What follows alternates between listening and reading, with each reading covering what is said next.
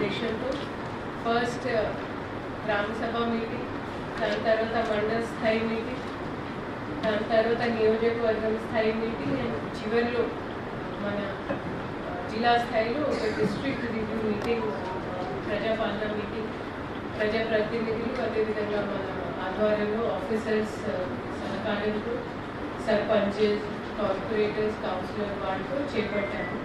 So దీంట్లో ఇప్పుడు మనకి మండే నాడు ఆనరబుల్ సీఎం సార్ ద్వారా రివ్యూ కూడా చేయడం జరిగింది. సార్ కొన్ని ఇంపార్టెంట్ ఇన్స్ట్రక్షన్స్ మన రెస్పెక్టెడ్ చీఫ్ సెక్రటరీ గారి ద్వారా మనకి ఇవ్వడం జరిగింది. సో దీంట్లో భాగంగా ప్రతి ఒక్క జిల్లాకి ఒక సీనియర్ అధికారిని ప్రతి ఈ ఏరియా ఈ ప్రాంతం నుంచి మేడంకి బాగా అవగాహన ఉంది. సో మేడంని మనకి ప్రత్యేక అధికారిగా మన రాష్ట్ర ప్రభుత్వం నియమించడం జరిగింది.